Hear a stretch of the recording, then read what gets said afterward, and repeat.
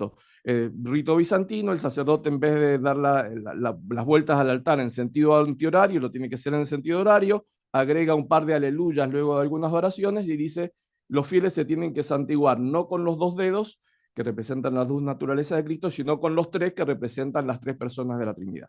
Esos son detalles absolutamente insignificantes. Pues eso para los ortodoxos significó un cisma, el cisma de los starobratzi o viejos creyentes, que aún existe. Y existen, y son muchos, diciendo, no, nosotros no podemos cambiar eso. Pero de 2 a 3 dedos, no. Nuestros padres, yo soy miembro de esta comunidad porque nuestros padres nos enseñaron que era con 2 dedos, no con 3. Entonces, yo creo que es una exageración. Pero hasta este punto, el rito tiene que ser respetado y no puede ser cambiado. Tercer lugar, el lenguaje antiguo y la inmutabilidad. Los ritos tradicionalmente en todas las religiones, y no solamente en las religiones monoteístas, se dicen en un lenguaje antiguo, o al menos en un lenguaje que no es comprensible fácilmente para la mayoría. ¿Sí? ¿Por qué? Porque eso le da la inmutabilidad. De alguna manera es como la voz de Dios. Fíjense ustedes que incluso en el rito romano, en los ritos latinos, que se comienzan haciendo en griego y en el siglo V se comienza a usar el latín, que era lo que hablaba la gente. Sin embargo, el latín que se usa en el rito es un latín distinto al que hablaba la gente. Esto es una tesis de Christine Moorman de los años 60, aceptada universalmente por toda la academia. Es decir, una persona profana del siglo V que hablaba habitualmente latín con su familia iba a misa y entendía poco de lo que se decía, porque es un latín hierático, es decir, el culto siempre es en otra lengua, ¿sí? O debe ser en otra lengua. Cuarto, ya termino. La forma en el culto no es mera forma, sino que para los creyentes el cambio en la liturgia son cambios en la experiencia de Dios. Y esto es obvio para cualquiera. En la actualidad, uno tiene una misa diferente en cada cuadra. La experiencia de Dios que yo tengo en cada cuadra también va a ser diferente. La misa tradicional, dice Scruton, la misa tridentina, por ponerle un nombre que no es el correcto, me da una experiencia permanente, la misma experiencia siempre de Dios, ¿sí? Porque siempre es igual, nunca cambia, ¿sí? Es más, para Scruton, la separación de forma y contenido, ¿sí? En la liturgia, bueno, esto es forma, no importa que sea una lengua en otra, en un rito en otro, para él, dice textualmente, es como la muerte, de una verdadera cultura común. Y finalmente, el último punto que señala es que la confrontación con lo divino, él dice, es una absorción casi estética de las palabras y gestos sagrados, que estas palabras y gestos incluyen un proceso redentor, ¿sí? Entonces, confronta a la persona con Dios y esa persona recibe una purificación de la mirada de Dios a través del acto estético que tiene el culto y que ciertamente se pierde, o al menos se ha perdido en buena medida, en los cultos o en el culto contemporáneo. Sí, yo quisiera empezar con una cita de Scruton en El alma del mundo, que es uno de los últimos libros que escribe y en donde quizás se ve también, por si luego discutimos el doctor Pereto y yo sobre eso, sobre la vivencia personal de Scruton, de su cristianismo. A mí me parece que aquí hay indicios hacia un encuentro real, ¿no?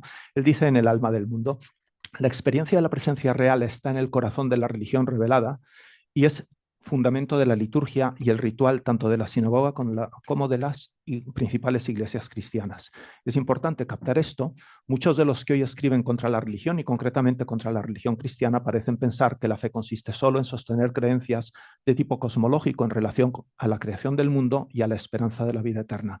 E imaginan que esas creencias son, en cierto modo, rivales de la teoría de la física y están expuestas a refutación por todo lo que sabemos de la evolución del universo. Pero los verdaderos fenómenos de la fe no son así.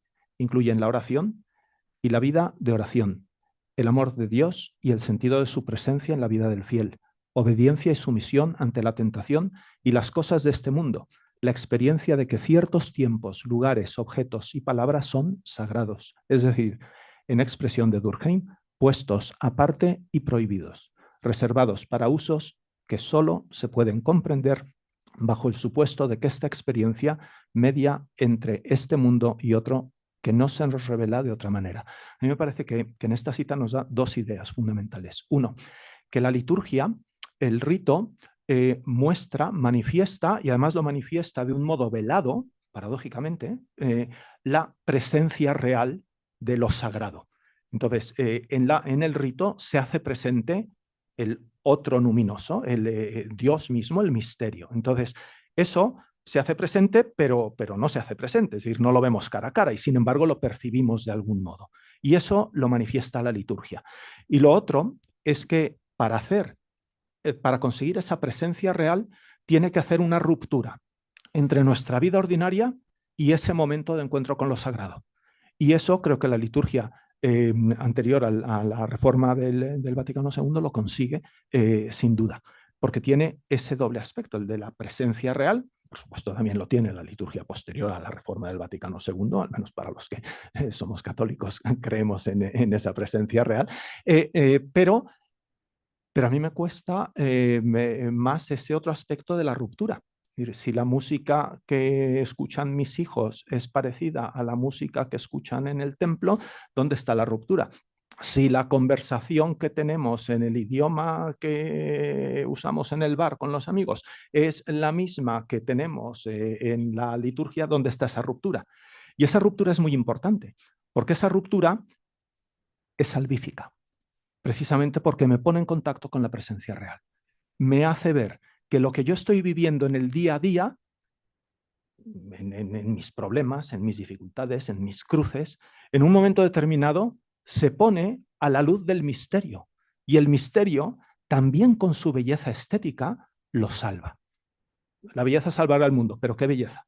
No cualquier belleza. La belleza del misterio, la belleza de Dios. Y esa belleza se hace presente allí y entonces es salvífica. Si no, no hay ruptura y por tanto yo entro y salgo de la misma forma. En cambio, yo entro y quedo transfigurado precisamente por eso.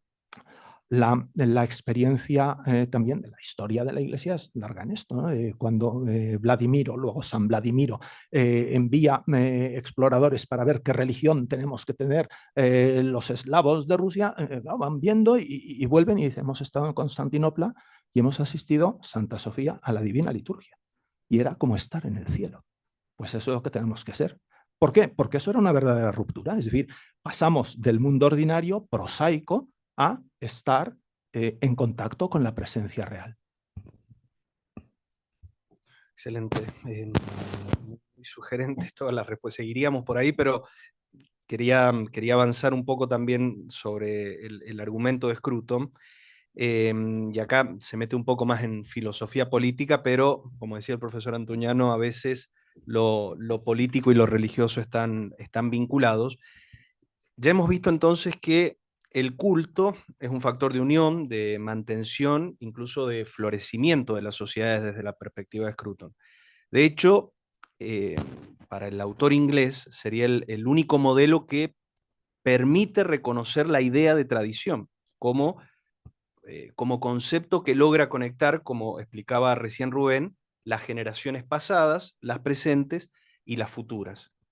Y esta es la idea de tradición que está manejando Scruton y que en el culto se cumpliría de modo pleno.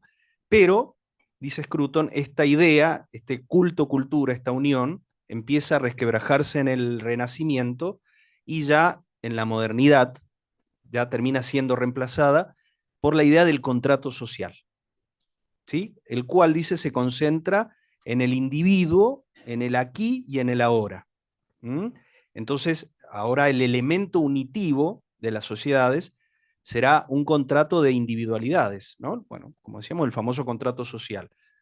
Ahora, yo me pregunto, ¿qué pasa con las generaciones pasadas? ¿Qué pasa con los futuros? ¿No? ¿Cuáles serían si el contrato solo se centra en el aquí y en el ahora, cuáles son las consecuencias de este nuevo elemento de cohesión comunitaria, que es el contrato social, para lo que sigue, ¿no? Justamente como decía Ceferino, la idea de contrato social es muy criticada por Scruton, y él de alguna manera la opone, quizás podemos decir, a la idea de culto. De alguna manera el contrato social viene a suplir el abandono del culto. Y él hace esta crítica en relación con el culto, claro, también en 4 puntos que yo quiero señalar rápidamente.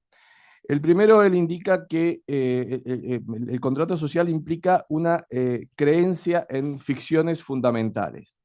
Es decir, la idea de contrato social implica 2 novedades, Scruton dice, que son falsas. Primero, que la pertenencia social es una elección libre, es decir, que el hombre libremente elige ser un ser social. Podría ser un ser individual que vivía solo y no pasaría nada.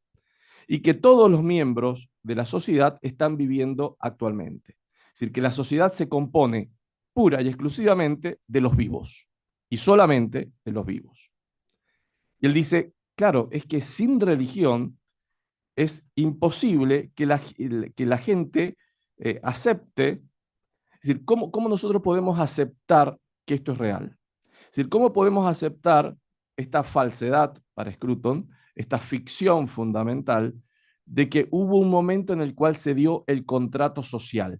Este tipo de aceptación en estos nuevos dogmas implican la religión. Es decir, sin religión no pueden ser aceptados.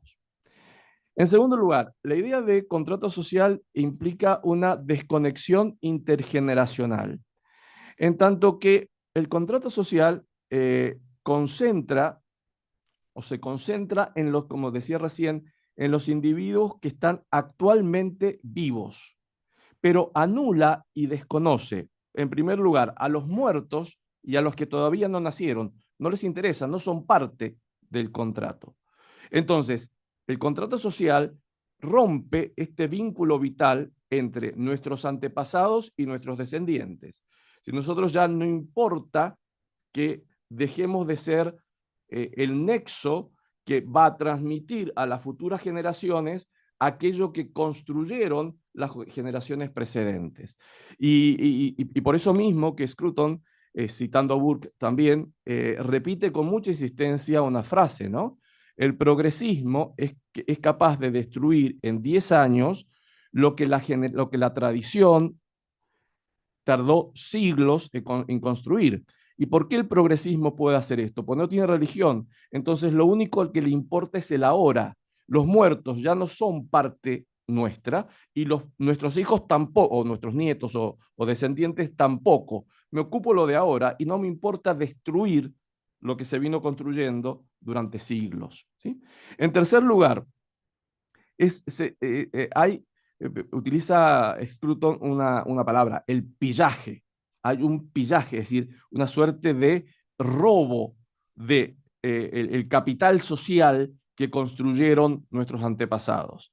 Entonces, la idea de culto anclada, digamos, relacionada con la idea de sacrilegio, sí que sacrilegio del culto, ayuda a mantener intactos los recursos acumulados de las sociedades y pone un obstáculo al deseo de los vivos de acaparar todo. ¿Sí? El culto me frena eso. Entonces, al desacralizar este vínculo, como ocurre en los tiempos impíos, así lo dice Scruton, como los nuestros, el abuso sacrílego de los muertos, y por extensión del pasado, lleva a un derroche del capital social, dejando los recursos abiertos al pillaje de la herencia recibida. Como decía recién, el progresismo destruye sin ningún problema de conciencia en 10 años lo que la civilización tardó siglos en construir. Y finalmente, el tercer punto es la pérdida de la conexión con lo sagrado en los ámbitos vitales, ¿sí? En los procesos fundamentales de la vida social y humana, como la sexualidad y la reproducción, son desacralizados, convirtiéndose en asuntos meramente individuales. Es mi asunto, mi sexualidad es mía, nadie tiene por qué meterse en esto, ¿sí?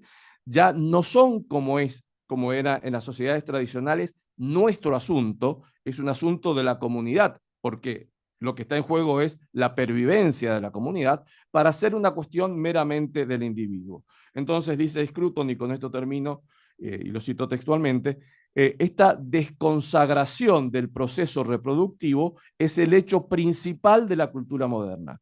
La verdad, la frase es impactante, ¿no? La cultura moderna se caracteriza fundamentalmente, según Scruton, por desconsagrar o desacralizar el proceso reproductivo, es decir, la sexualidad. Claro, pero eso nos lleva de nuevo, y está en el inicio de la frase citada antes de Scruton, ¿no? ¿Qué pasa cuando perdemos una religión? Es decir, por la pérdida de una religión, la gente tiende a creer que estos pensamientos son verdaderos, porque la gente tiende a creer algo de modo, digamos, dogmático. Porque ¿qué es una religión? Una religión, en el fondo, es una imagen de la realidad, una imagen de la realidad que nos sitúa en ella y nos dice, debajo de tus pies hay un suelo y por arriba hay un cielo. Y a partir de aquí puedes moverte. Pero si la religión te dice, no, debajo de los pies no tienes nada, pues entonces, ¿cómo te levantas de la silla? Entonces, una religión te da una visión de la realidad, y una visión de la realidad, ¿qué es? Es una visión de la naturaleza, es una visión sobre los otros seres humanos, y es una visión sobre eso que llamamos Dios, dioses, luminoso, llamadlo como queráis, ¿no? Eso que parece que controla las cosas más allá de lo que nosotros vemos. Y eso, que afecta a nuestras ideas y a nuestro modo de conocer la realidad, implica también un modo de comportarnos con la realidad, implica una moral, una ética, unas normas, tengo que conducirme de este modo, tengo que conducirme de este otro. Y eso se explica por una serie de relatos, mitos que unifican no solo lo que hay fuera de mí, sino eso conmigo mismo, y eso lo celebramos en un rito. De este modo, una religión apela a mi inteligencia, comprender la realidad, apela a mi voluntad, a mi libertad, querer actuar eligiendo cosas que creo que son buenas, pero apela también a mi corazón, a mis emociones, y eso lo expresa precisamente con los ritos y la estética. Cuando quitamos eso, ¿qué tenemos que hacer? Poner otra cosa y asumir cualquier cosa como verdad, como norma, como rito, y entonces nos estamos dando cuenta de que creemos dogmáticamente en el contrato social. ¿Y de dónde viene? O sea, ¿quién se lo inventó? ¿Y qué Dios nos lo reveló? ¿Dónde está en la naturaleza misma de las cosas esa verdad? ¿No? Entonces, o creemos en ese concepto absolutamente radical de libertad. De nuevo, ¿en función de qué? Cuando la historia y los hechos nos muestran que libres, lo que se dice es libres, de modo absoluto no lo somos. Por mucho que se empeñe, no puede querer casarse con Grace Kelly. No, es que yo quiero, bueno, pues siga queriendo. Entonces, no va allí, ¿no? Entonces, pero esto supone de nuevo un sucedáneo de religión que estamos dispuestos a aceptar porque hemos perdido la otra, ¿no? Porque estamos con ese suelo que nos han quitado bajo los pies. Muy bien. Seguiríamos, el tema es interesantísimo, pero también tenemos que continuar con el programa del Congreso. Agradecemos al profesor Antuñano, al profesor Peretor Rivas por esta participación en el foro. Muchas gracias.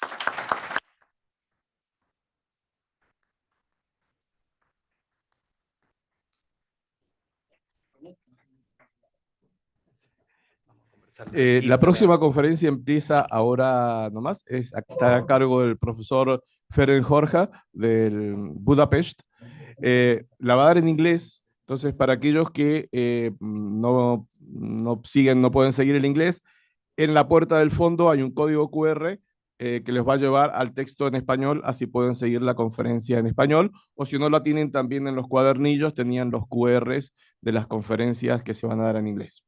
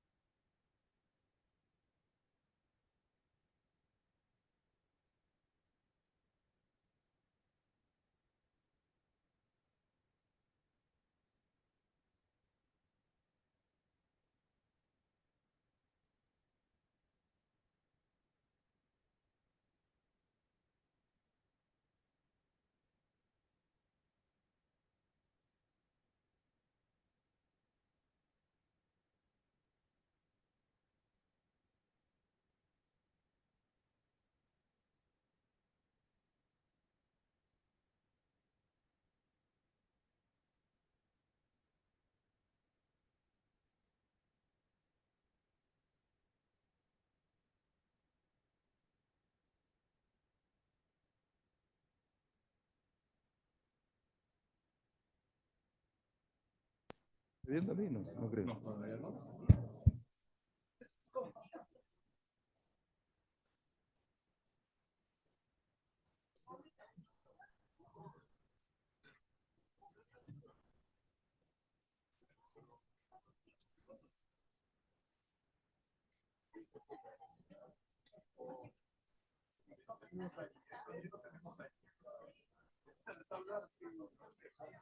Bueno, vamos a comenzar. Perdón, por favor, vamos a comenzar con la última conferencia de la mañana. Yo no soy Ferenc Jorge, por las dudas, pero...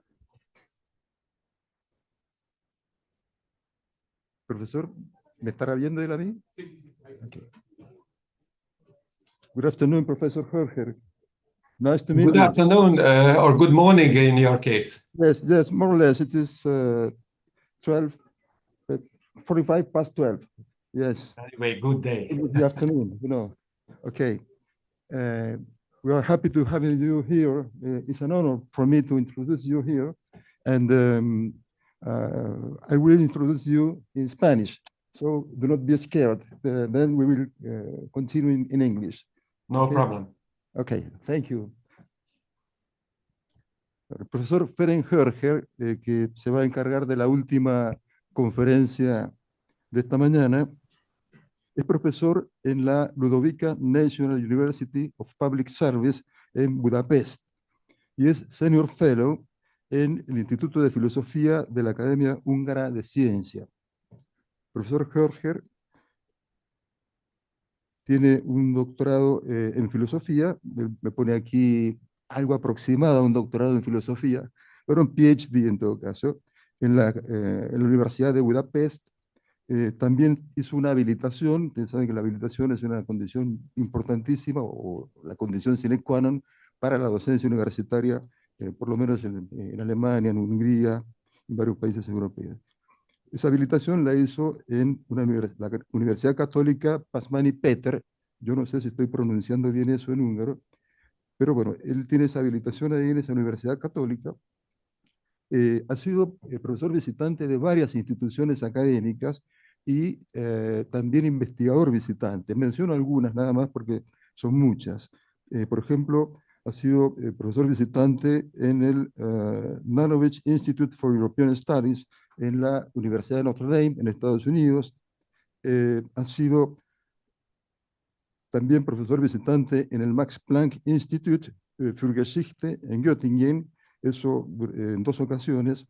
Ha sido Mellon Research Fellow en Edimburgo. Ha sido también investigador visitante en Rotterdam. Y un largo historial de visitas académicas como profesor y como investigador. Tiene también, bueno, su tarea principal es la docencia universitaria, naturalmente. Menciona algunos de los cursos que han estado a su cargo. Por ejemplo, curso propedéutico, así se llama el curso, un curso de lectura de textos filosóficos, historia de la estética, del Renacimiento y de la Ilustración. Ha sido profesor de filosofía práctica y estética. Ha sido profesor de la estética de la arquitectura, profesor también de filosofía legal y política, profesor de historia del pensamiento político desde Maquiavelo a Hayek. Ha sido profesor de historia del pensamiento político húngaro entre el siglo XVIII y el siglo XX. También ha animado un seminario de investigación titulado Conservatismo y Liberalismo Clásico. Se ha hecho cargo también de un curso de filosofía política, un curso introductorio a la filosofía política. Cuando yo le pregunté al profesor Jorge si había algún aspecto de su currículum que él quisiera que yo enfatizara, él me puso realmente mucho entusiasmo en pedirme que dijera que él es un poeta que ha sido publicado en importantes editoriales en Hungría. Tiene 4 libros de poesía. Parece que el profesor Jorge es enamorado de la belleza poética, ¿no? Tiene muchísimos libros, no los voy a mencionar a todos para el honor al tiempo. Por ejemplo, A Political Philosophy of Conservatism en el año 2020, tiene un libro titulado Art and Politics in Roger Scruton's Conservative Philosophy, del año 2022. Tiene un libro titulado The Political Philosophy of the European City, From Polis through City-State to Megalopolis. Y también tiene un libro publicado en el 2025, Waves of Catholic Political Realism. Una producción realmente importante, el profesor Jorge, a quien en este momento le doy la palabra. Profesor Jorge, the chair is yours. Thank you very much. Thank you very much, Professor, and I appreciate the invitation. I'm very sorry that I was not able to join you in person, but we had another conference at the same time, so that's why we agreed to join you online. And I also am grateful for you that you accept my talk in English, but I think the topic itself explains it, and I'm very grateful for the translation that you provided for your audience in order to follow it in case they are not familiar with English. So let me read out the paper, and I will be happy to discuss it afterwards, answering questions or comments. My topic is Roger Scruton on the Lost Love of Dancing. The late Sir Roger Scruton was a philosopher of art who wrote refined philosophical prose on topics chosen to astonish readers. His books on hunting and wine drinking became iconic works. In these, he treated these activities as forms of art. We enjoy them, he claimed, for their own sake, helping to elevate the soul, and both are results of traditional ways of life of entire communities.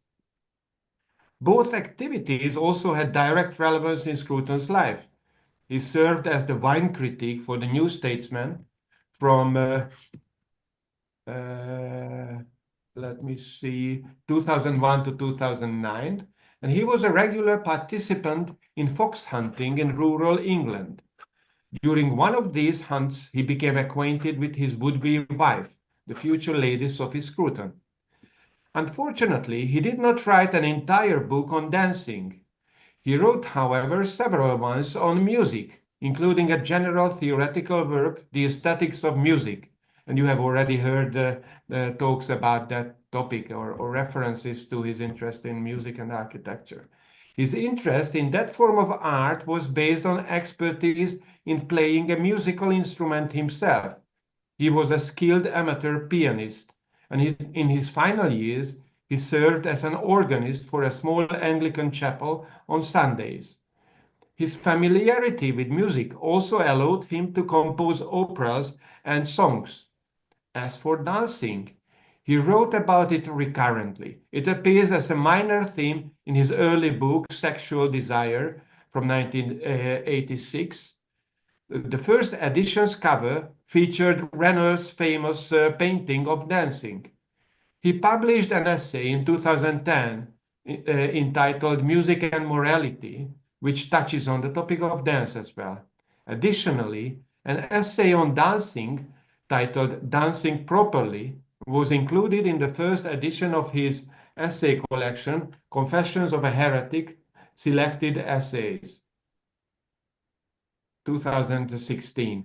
The editor, Douglas Murray, omitted this essay from the second posthumous edition, unfortunately, but a version of it, titled The Lost Love of Dancing, can be found on Scruton's website, which remains active after his death. From these writings, it is clear that he held a theoretically developed position on the nature and character of dancing. By that term, he never meant art dance performed on stage, but the ordinary human activity of dancing at public events in dance halls or in the open air. In what follows, I will examine what Scruton has to say about dancing of that sort. I will begin with a description of Renoir's painting, Dance at Bougival, and its connection to Scruton's ideas. Next, I will discuss the educational role and politics of what he regards as the paradigm case of dancing, group dancing. based on ancient Greek ideas of it. This will be followed by key concepts of Scruton's philosophical anthropology, namely the self and the other, in relation to couple dance.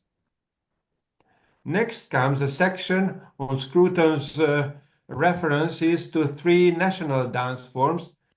Finally, I will reconstruct what I claim to be a Scrutonian assessment of Argentine tango, and I would be very glad to hear your opinions and comments on that part, which is perhaps the most risky one, given the fact that you are the Argentine and not me or Roger Scruton.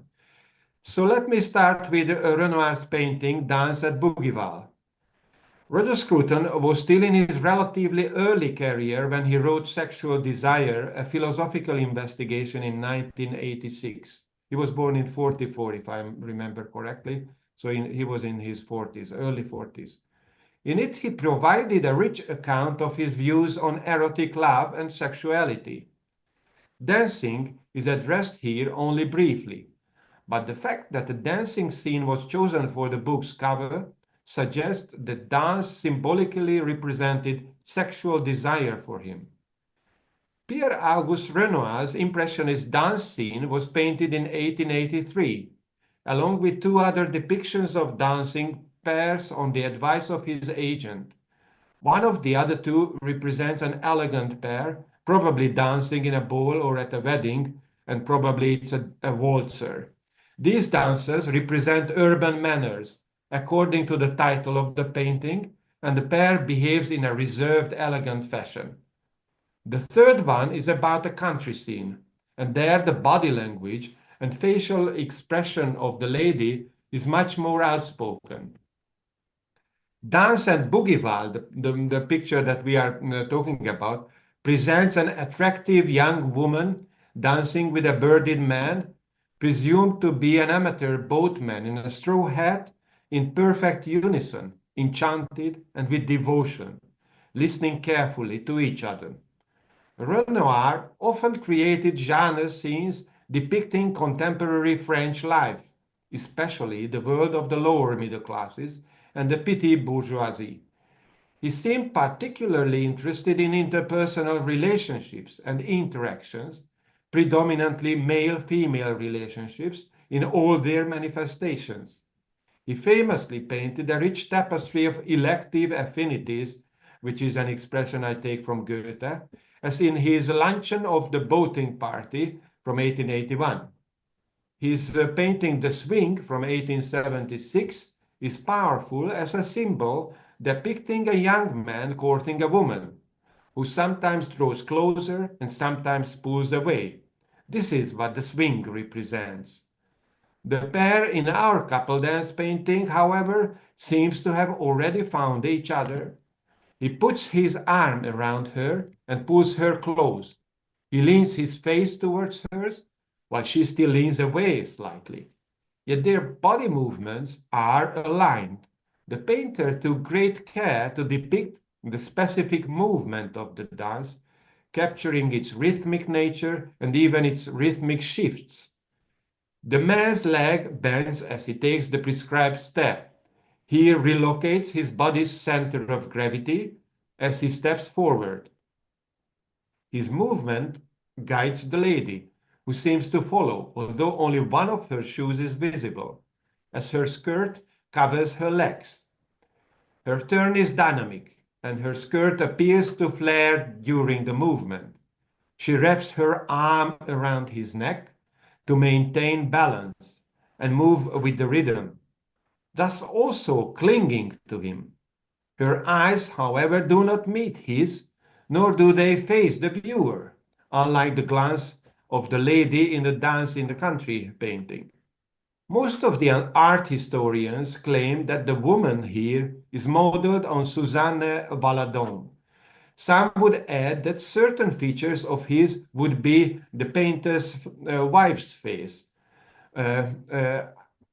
Perhaps that's also recognizable on the face of the portrait. We cannot see the man's eyes, but it's clear that his gaze is fixed on her face, expressing his bodily sensual desires. Importantly, the background is blurred, which may be interpreted as expressing the dynamics of the dance.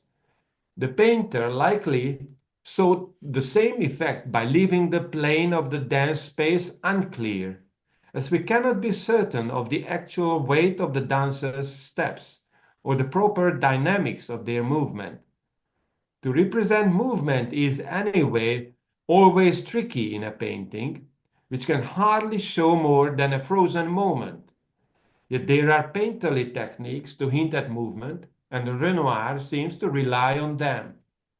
The two figures in the background, sitting and chatting at a table, also appear to be a pair, serving as a parallel, comparison, or opposition to the dancers in the foreground. In this picture, I would claim, Renoir succeeds in showing how far a dancing pair can move together, if they pay attention to each other's steps and movements. In dance, the human body follows the rhythm of the music, but must also remain in harmony with the partner's movements. In this sense, couple dance fundamentally depends on the interactions of the two dancers. This is why we can say dance is an activity that teaches dependence on the other. Scruton mentions, however, two other forms of dance. One is group dance, which he claims is more traditional than couple dance, and characterizes, and he also claims that it is characteristic of folk dance. The other one is solo or lonely dance, which became fashionable after the beat revolution of the 1950s and 60s in the 70s. If couple dance is viewed by him as a form of interpersonal dialogue, an erotically charged embodied conversation between a man and a woman, he argues that traditional group dance is even more edifying, serving also as a school for the education of the body and the soul. Within a cohesive group like a dancing company, one learns gender roles and how to find one's place in group dynamics. The lonely dancer, since the 70s, represents a new social world where, I'm sorry, I have to roll on. A new social world where phenomena like the sexual revolution, digital technology and the smartphone, the COVID crisis, and in general, the social media and AI have detached people from each other, preventing them from finding their way to one another. The younger generation's lonely dance is an expression of their isolated social existence. In what follows, I will recapitulate Scruton's philosophical analysis of group dance as the paradigm case of dancing, as he understands it. This will be followed by a summary of his views on couple dance, an investigation into his references to three folk dances, namely the Scottish reel, modern Greek folk dance, and the Hungarian cultural institution called Táncház. And finally, I will provide a counterfactual Scrutonian account of Argentine tango.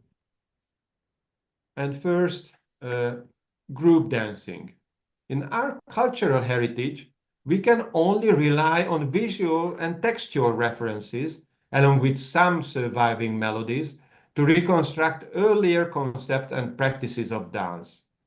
In his essay on dancing, yet Scruton begins with images of dancers on ancient Greek vases.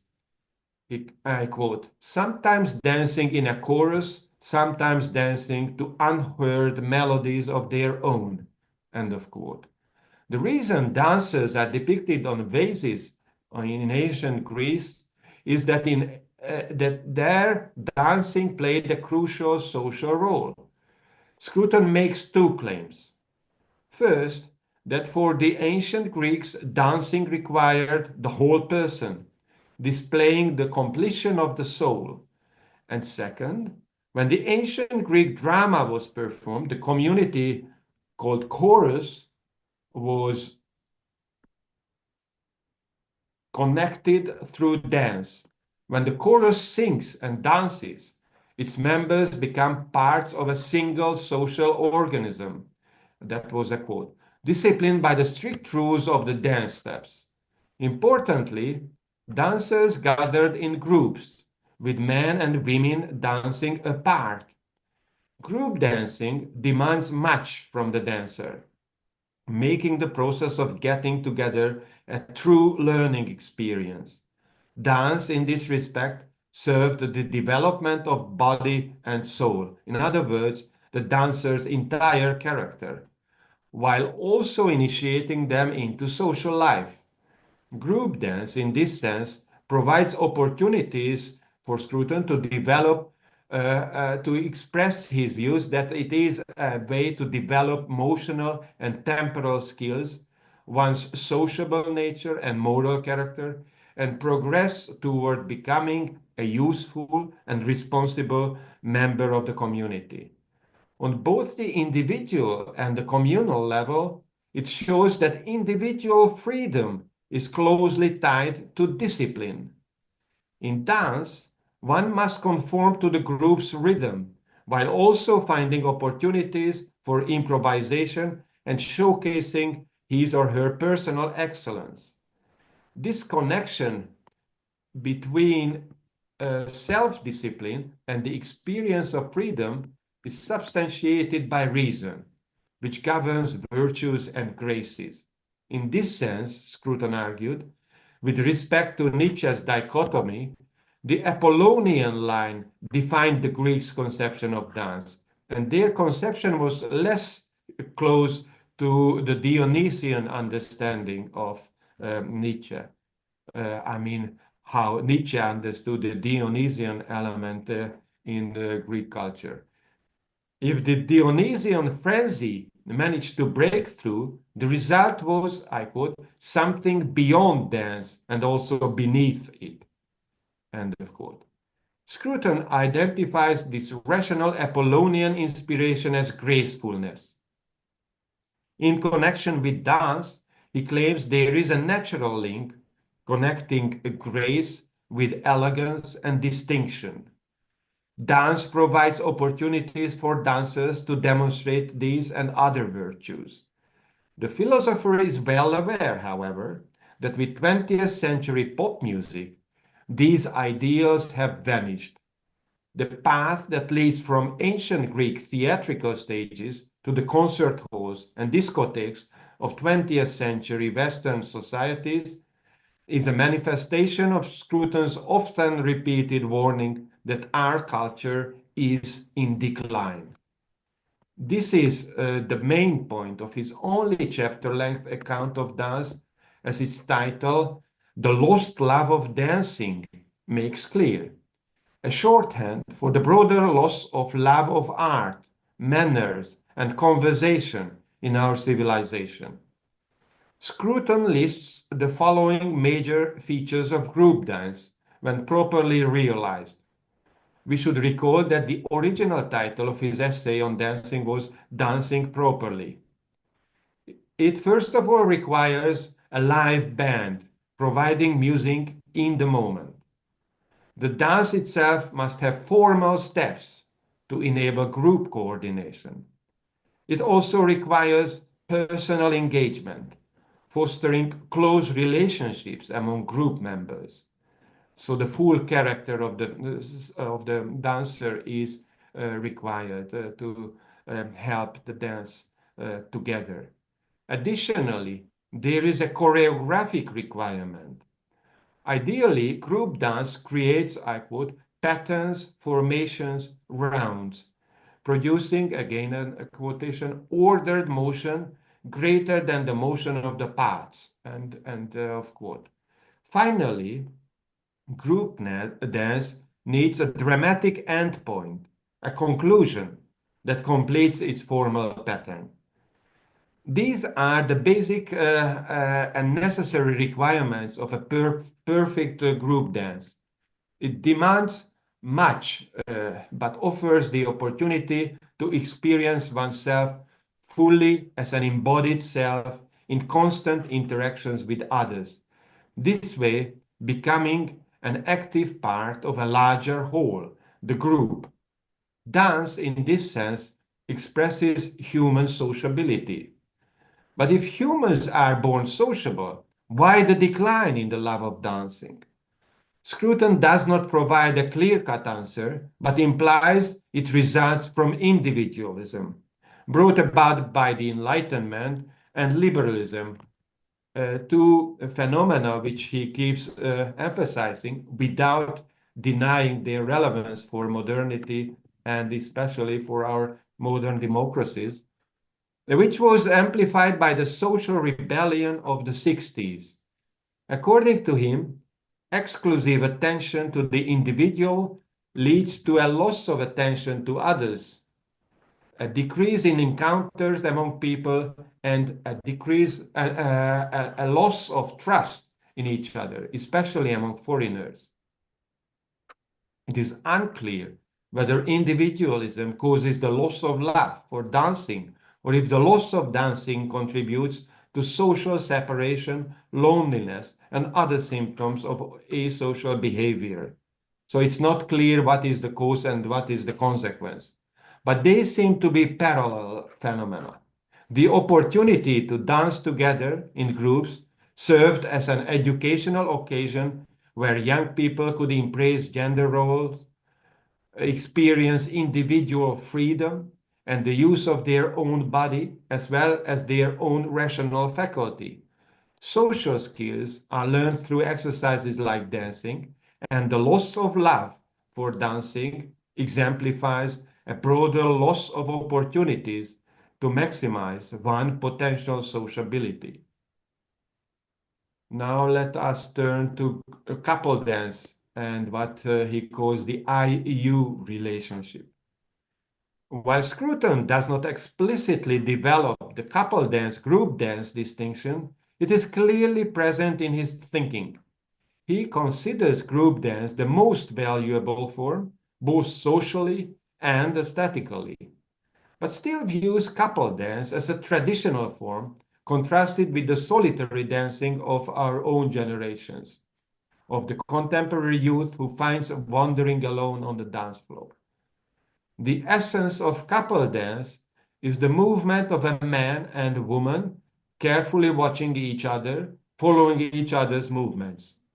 Through close physical connection, the two become a single entity, providing the exceptional experience of being members of a minimal group. The intimate bodily contact opens the erotic dimension of couple dance, while the intensity of the interpersonal relationship reveals, I'm sorry, I have to roll on again. The intimate bodily contact opens the erotic dimension of couple, while the intensity of the interpersonal relationship reveals it as key to the IU relationship on which human personality is built, according to Scruton. In modernity, we think of dance as fundamentally erotic because our conception stems from couple dance. According to Scruton, the break between group and couple dance came with the waltz and the foxtrot, which fragmented, I quote, the community on the dance floor into an assembly of couples, each hallowed by the sexual electricity of their clinging bodies. That's the end of the quote. I'm not sure if he is right as far as dance history is concerned. I have some suspicion that already in the 19th century there might have been couple dances, but maybe there is someone in the audience who might help us in this respect. But the fact is that for Scruton, the distinction comes with the waltz and the foxtrot. As long as couples of men and women move along predetermined steps, there remains a minimum of, I quote, courtesy and elegance, elevating dance beyond animal-like impulses and the search for purely instinctual sensual pleasure. Dancing this way expresses the sexual attraction of men and women to each other in a socially acceptable form, emphasizing control over instincts and a sensitive, attentive dialogue with the other. This is not merely something societies should tolerate.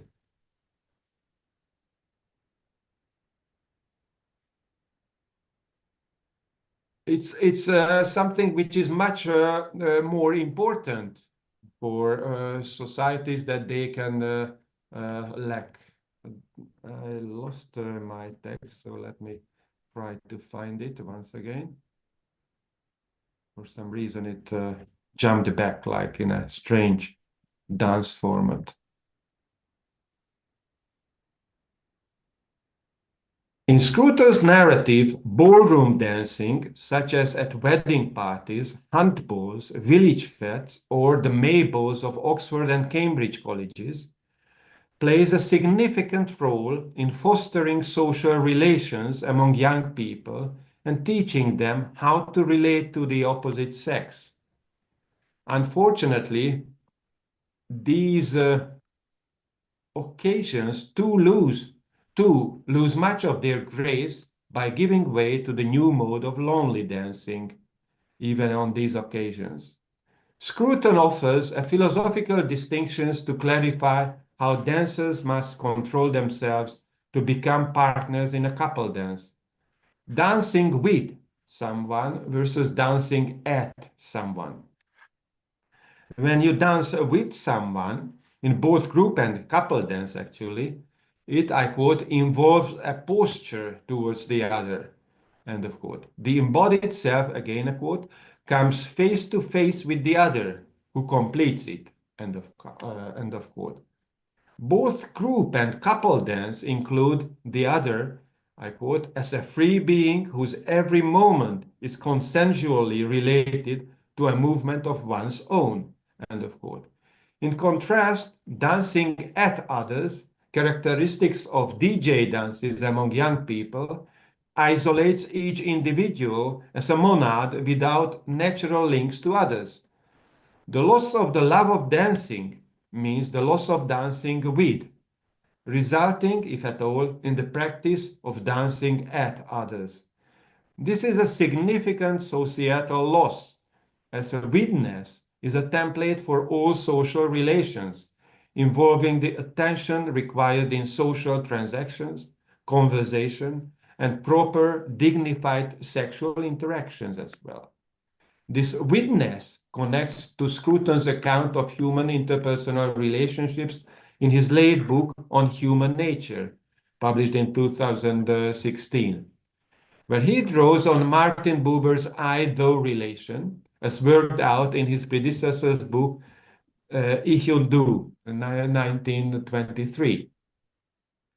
Based on that tradition, Scruton proceeds from the proposition that human consciousness gives an internal perception of the world, associated with the first person singular, the I.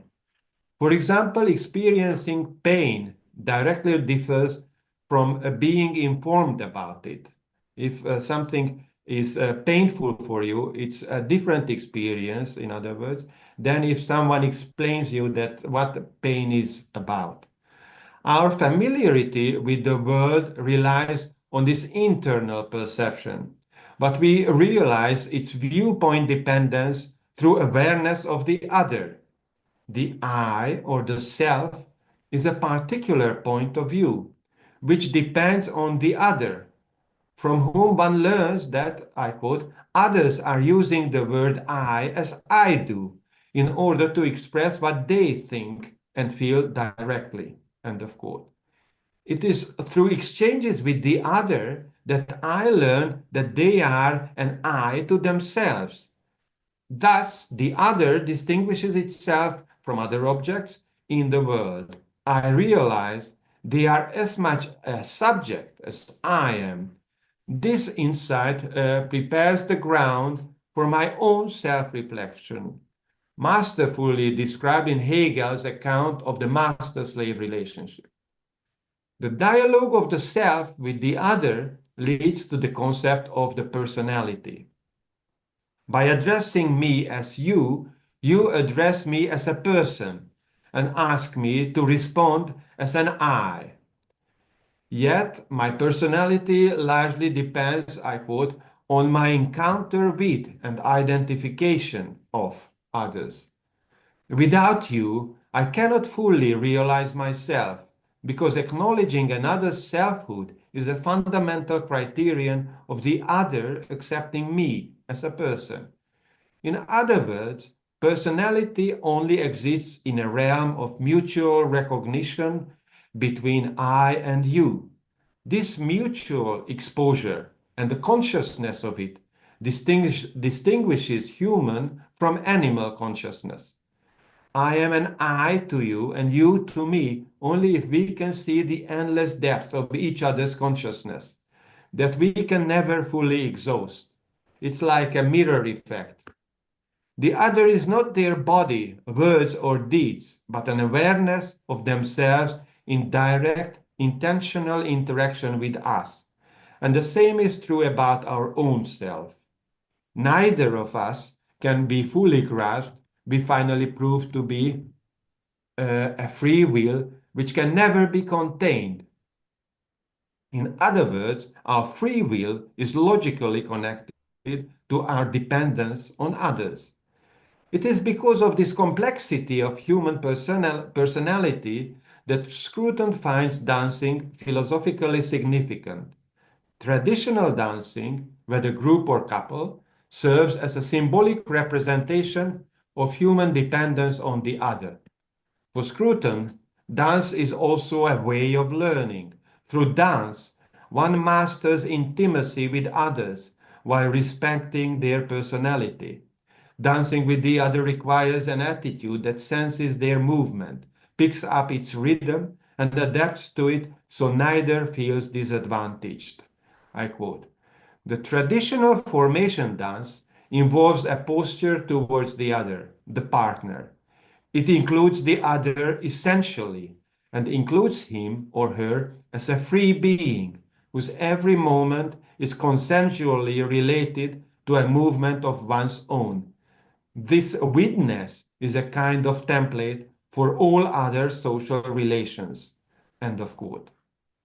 So that was group dance. Now let's see how Scruton describes three special types of folk dance, which he finds interesting.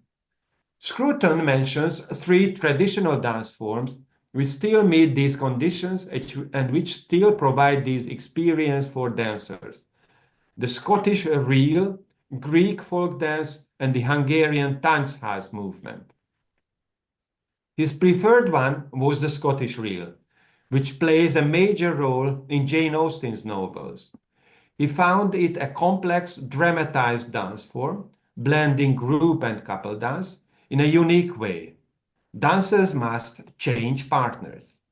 For him, this kind of predictable, continuous rotation of dance partners was both a metaphor and a learning experience.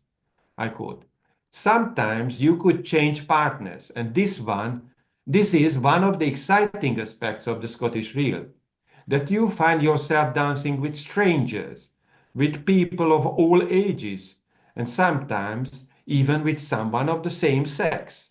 End of quote. The experience teaches how to interact with people not chosen by you. As we know, Austen's novels focus on love and marriage, and their dancing episodes are parts of the courting process.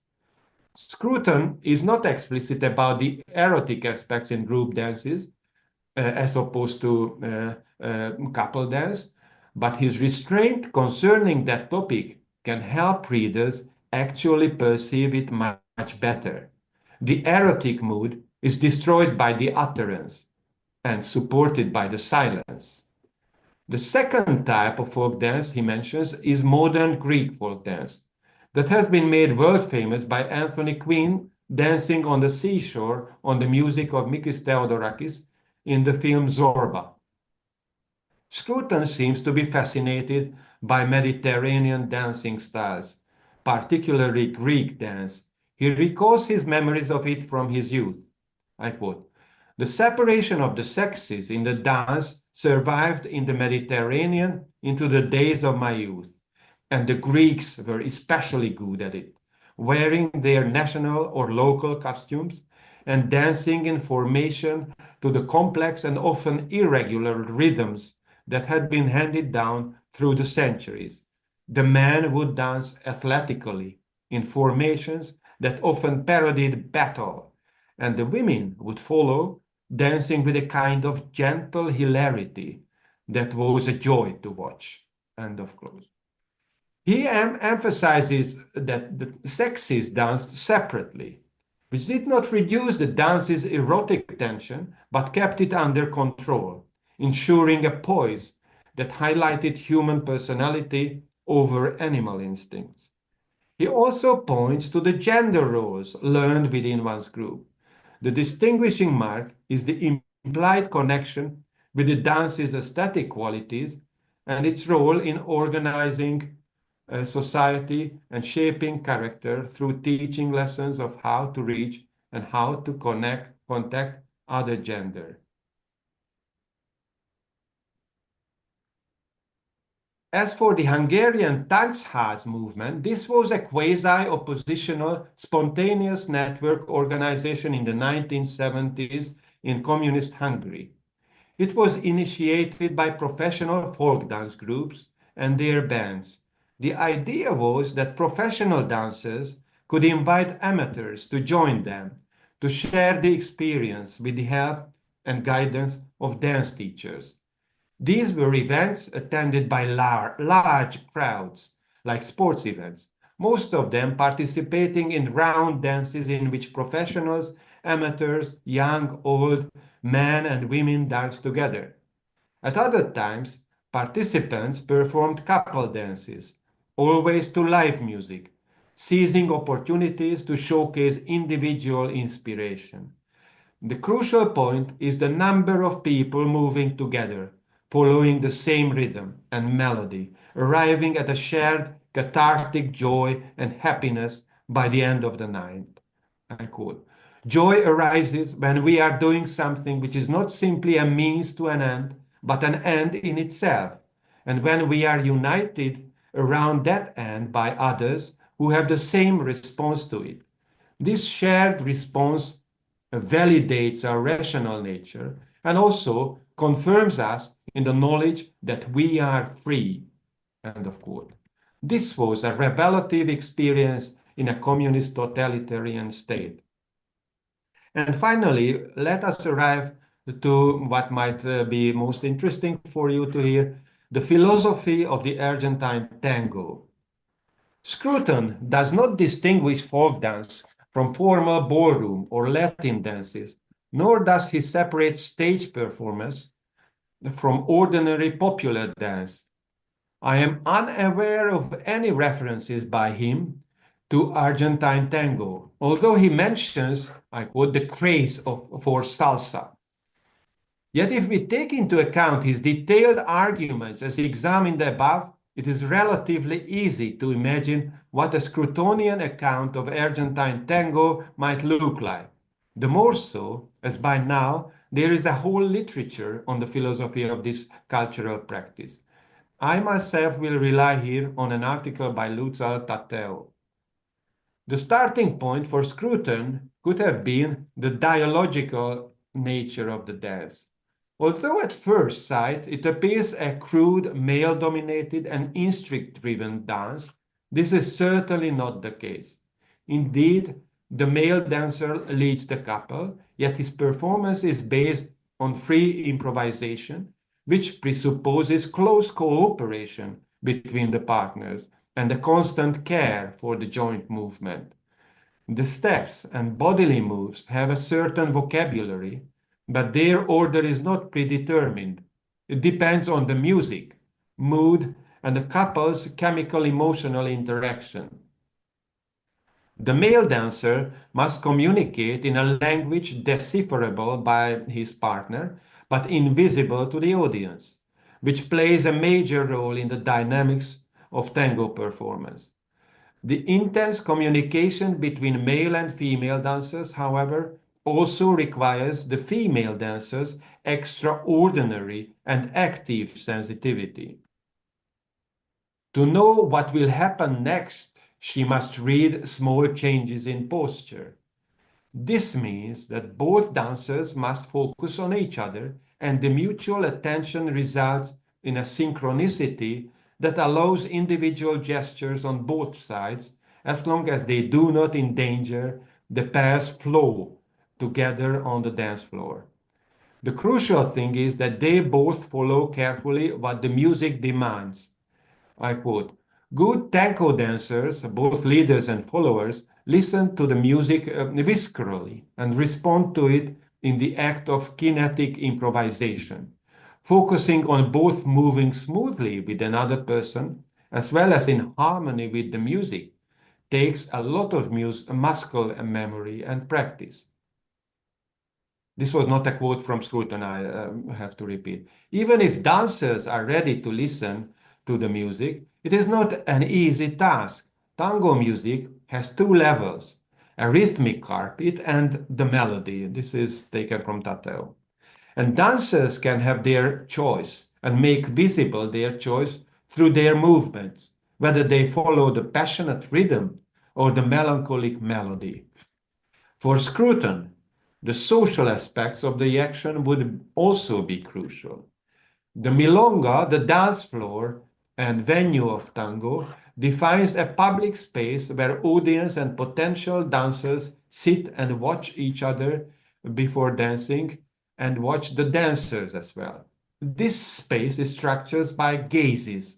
I quote from Tateo. The gaze is culturally codified in tango etiquette, playing an important role in the initiation of dancing, which is usually made by the man seeking eye contact with the woman he wishes to dance with.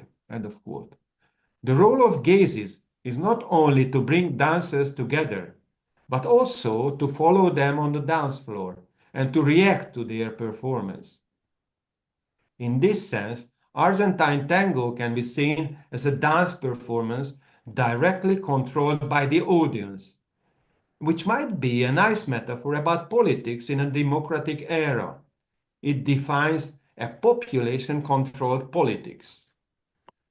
A further aspect of Argentine tango is its dramatic nature.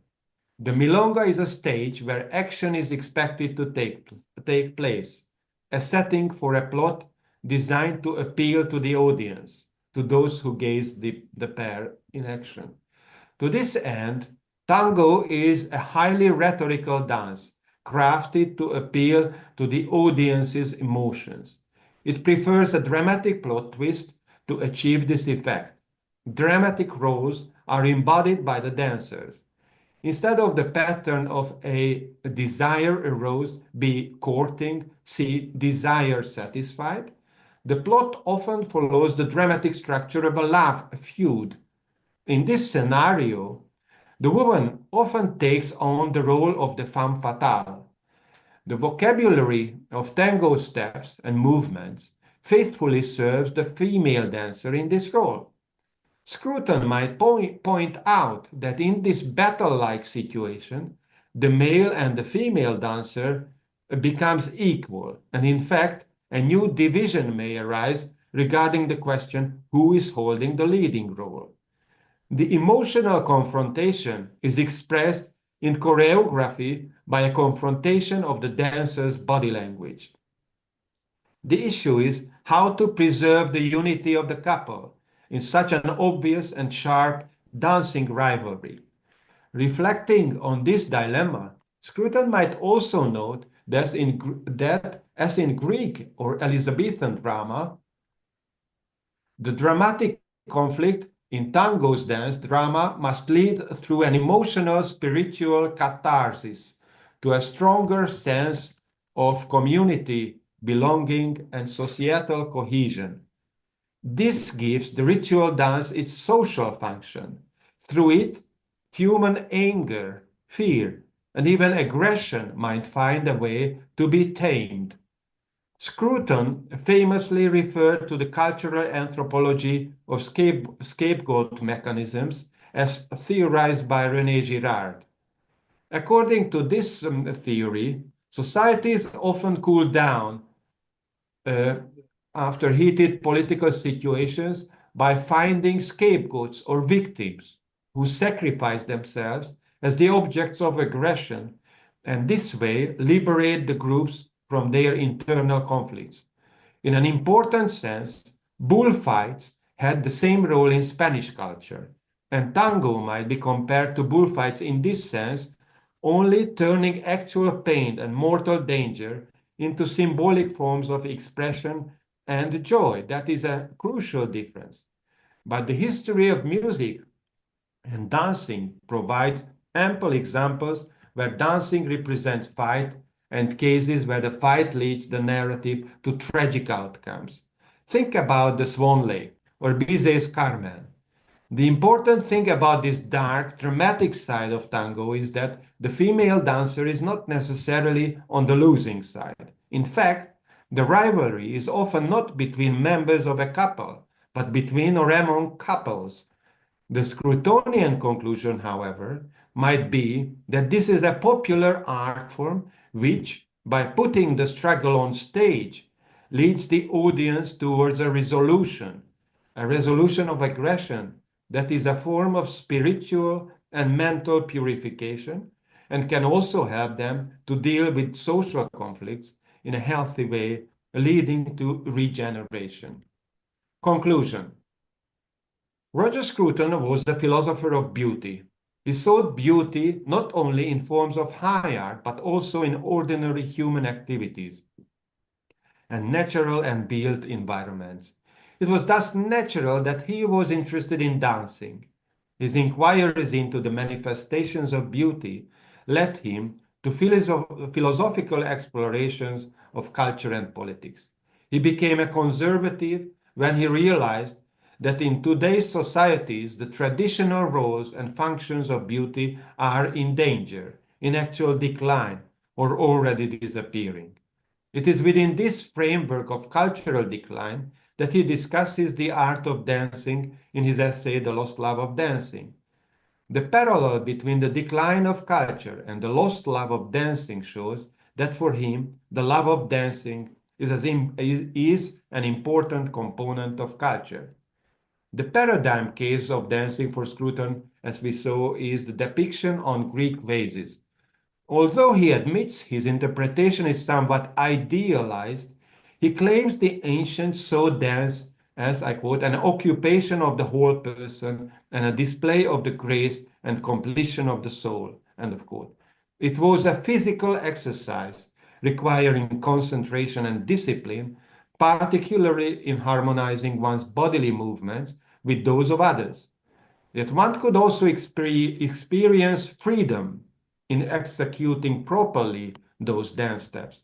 Scruton defines this type of dance, which engages the whole persons, in the 5 points that I mentioned, which are present in traditional or folk dances. In the examples I also gave, the Scottish, the Greek, and the Hungarian case. Scruton also strives to show how dance reveals our true individual and sociable nature. In this respect, couple dance is crucial for him. I argued above that the IU relationship of the two dancers is not only a symbolic manifestation of the ideal relationship in all moral exchanges, as Buber pointed out, but also an educational experience in that direction. And I relied on Scruton's On Human Nature, where he provides a phenomenological description of this relationship and its effects on our reflective thinking. The final section does not rely on Scruton's own words. It reconstructs a counterfactual, how he might have described the artistic yet provocative Argentine tango had he accepted an invitation to do so. This is, of course, a counterfactual intellectual exercise, but it may help readers imagine Scruton's understanding of the fundamental issues of the human condition arising in discussion of this dance genre. The most important lesson for him would likely be the social experience that tango dancers and their audience together enjoy or have. This provocative dance can contribute to develop one's social skills, and we have an elemental need for the opportunities offered by group and couple dance to work on our social nature.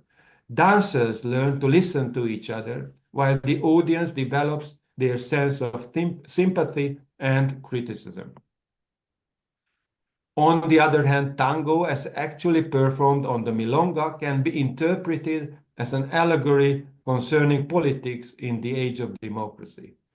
Finally, the tango is a ritual of fight between lovers and provides opportunity to tell tragic stories for the audience, who can get through a process of catharsis or spiritual purification, just as the audience of tragedy in the ancient Attic theater went through such a process.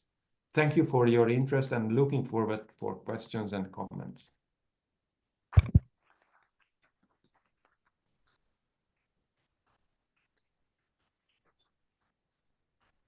Thank you very much, Frank. Thank you very much for this stimulating and beautiful lecture.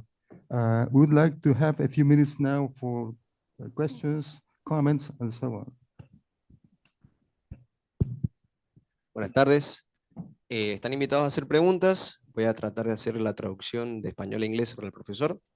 Y bueno, están invitados también, si saben inglés, a hacerlo en inglés y después traducimos el significado. Sorry, questions may be made in Spanish, and we have a translator here who No will problem. help us. I'm sorry, I didn't present myself.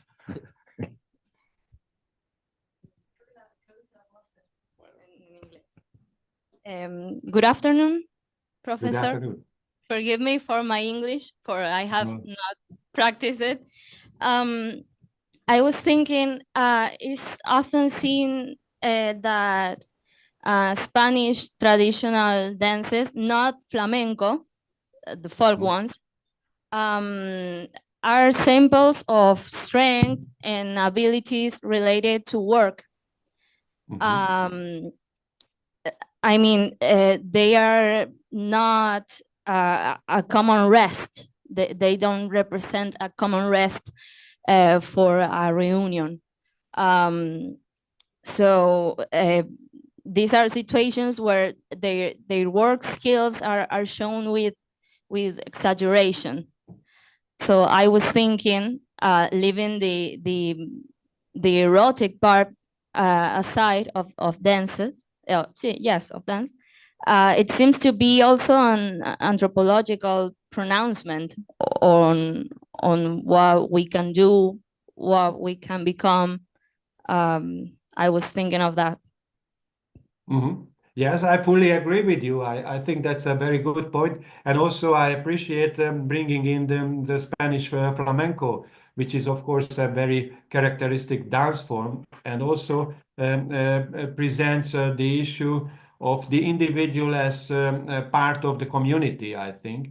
And again, competition and rivalry is important. But as you point out, dance has this further function beside the ones that we mentioned, the political and the educational. And this is indeed connected to keep up the energies of the community together to act and work together. So in that sense, it can be helpful to keep up the morale of the community. And in that sense, it's not something that is for enjoyment or just for pleasure. It's more something that helps to bring back concentration and energy. So I appreciate the point. I like it a lot.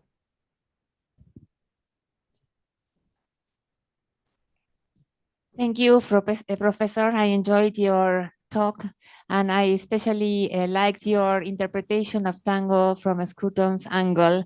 I would like to challenge a couple of things you said, because we are in an academic circle and challenging is what we do, right? So in the first place, it seemed to me that you were talking about tango on a stage, but that is not the only form of tango, because you mentioned, you know, the dancers and the audience, but most of the forms of tango take place in neighborhoods where nobody is watching and everyone is dancing. So that is a different approach to tango, and I wonder if your opinion still holds for those forms of tango. The second thing I would like to say is that while you see tango as a conflict between the dancers, I wonder if it's not more a seduction between the dancers. So maybe that would be a different way of approaching the relation between the dancers. And in the third place, the idea of tango as a couple dancing, I think that we have also to say that from my understanding, I'm not an expert on tango, this form of dancing was born on the margins in sort of low-life neighborhoods where most couples would be occasional and with a target of simply, you know, hanging out for a night. Yeah. And so tango was not especially well seen in the beginning of its forms by the elites and the virtuous people. They would never dance tango.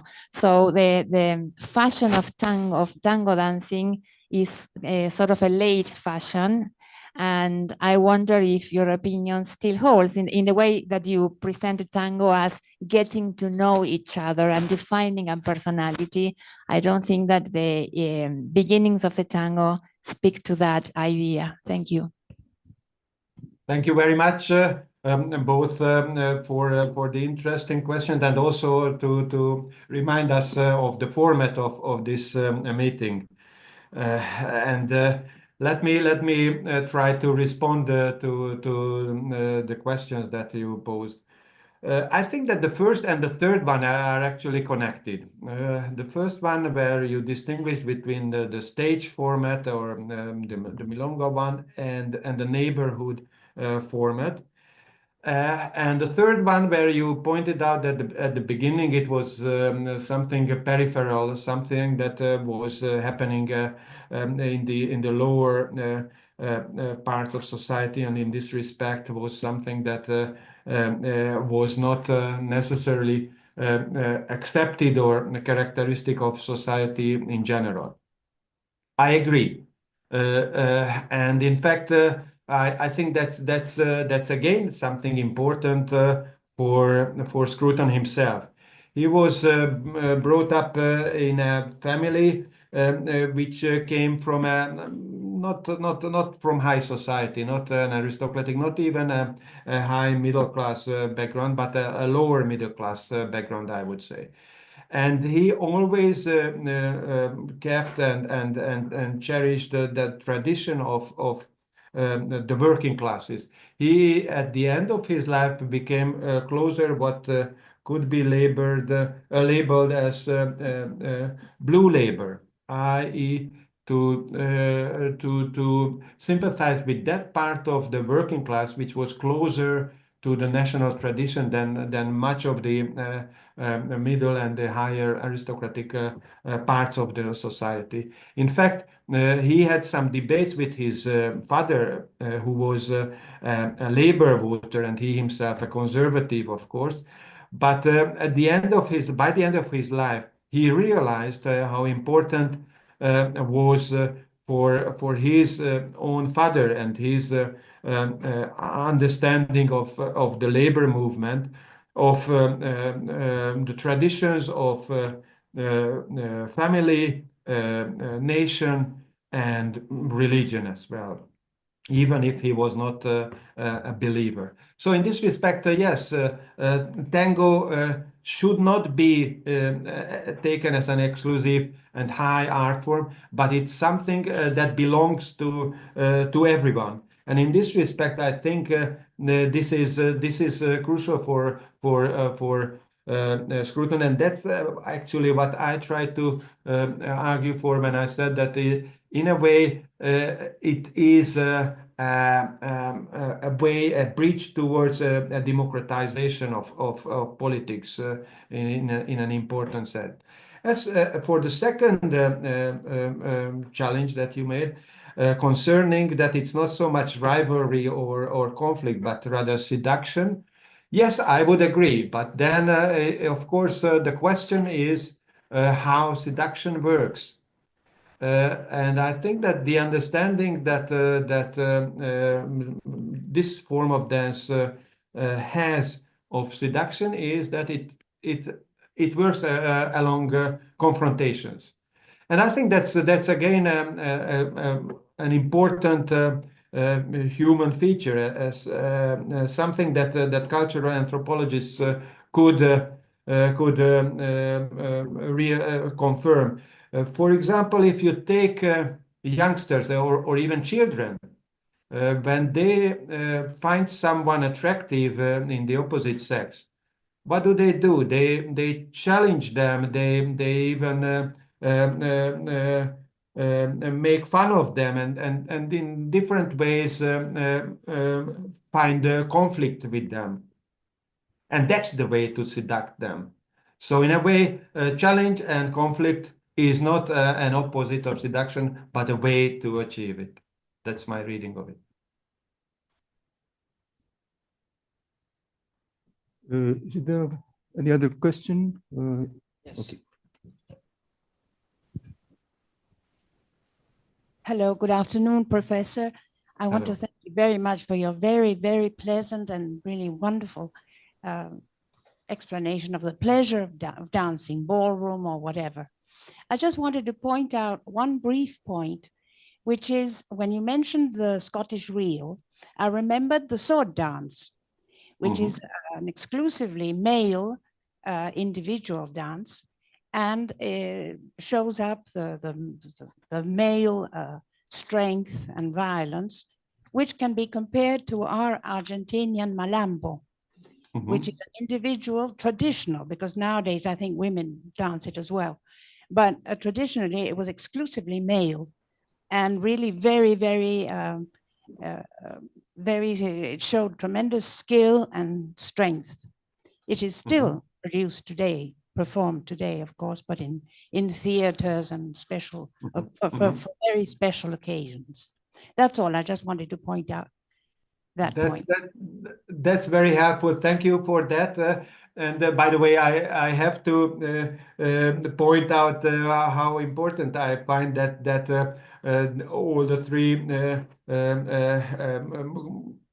people who wanted to react to my talk were female, which shows that indeed, here an issue is the sensitivity, and in that respect, I think the traditional understanding is that we men are, behind with the other genre or gender.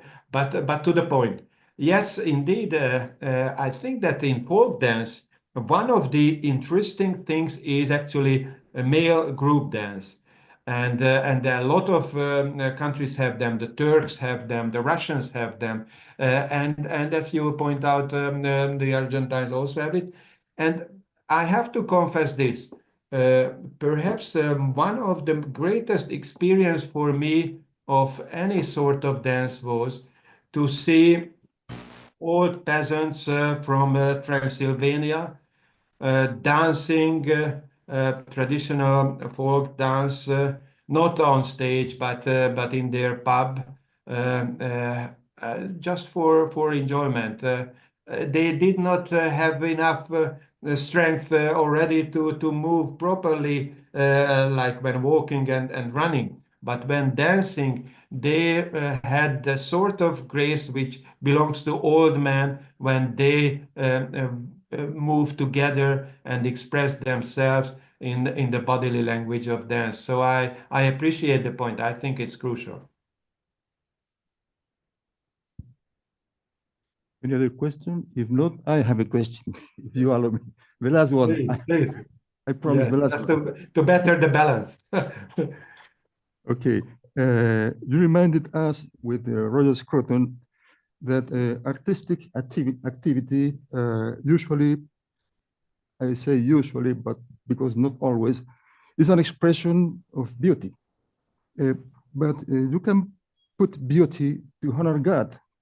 You have architecture with the cathedrals, music, Gregorian chant, literature, painting with the icons. Why not dancing?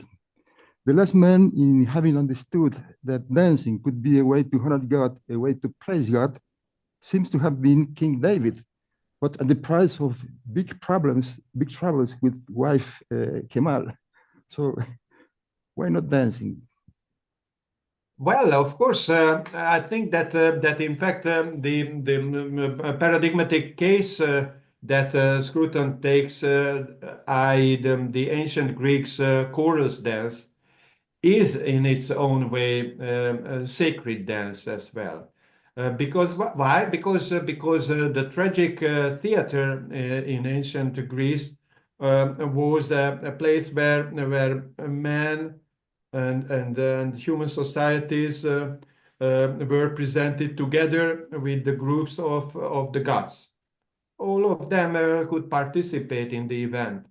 So it was, a cosmic vision in its own way, and the dancers and the chorus was there to represent, of course, the community first of all, but in its relationship to that cosmic whole, which included the dance, the gods. And I would call another example just to underline the importance that dance has got a sacred dimension. It is taken from this Muslim mystic tradition where the priest is actually a dancer and expresses the love of the God by the dance itself, by that sort of almost irrational or super rational expression of his, in most cases, it's his desire to unite with the God. So in that sense, indeed, there is a tradition of sacred dance in Islam religion. Thank you very much. Thank you very much for having accepted this invitation to say a lecture in exotic places like this. We are very honored to have you here. Thank you very much again, and we give you an applause. I'm honored and I'm very grateful to have joined you. Thank you.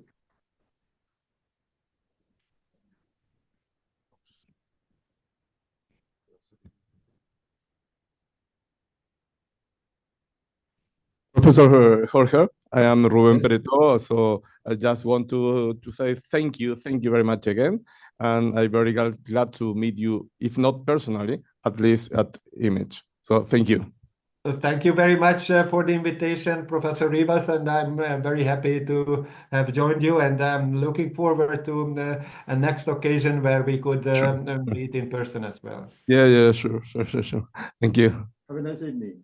Bye. Yeah, we want to dance. Bye.